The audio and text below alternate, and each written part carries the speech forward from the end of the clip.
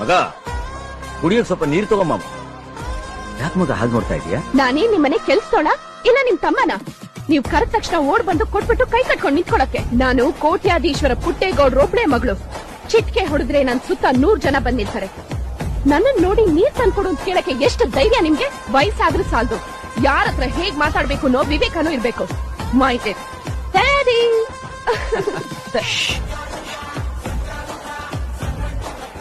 ಅಡ್ಡ ಬಿದ್ದೆ ದೇವ್ರು.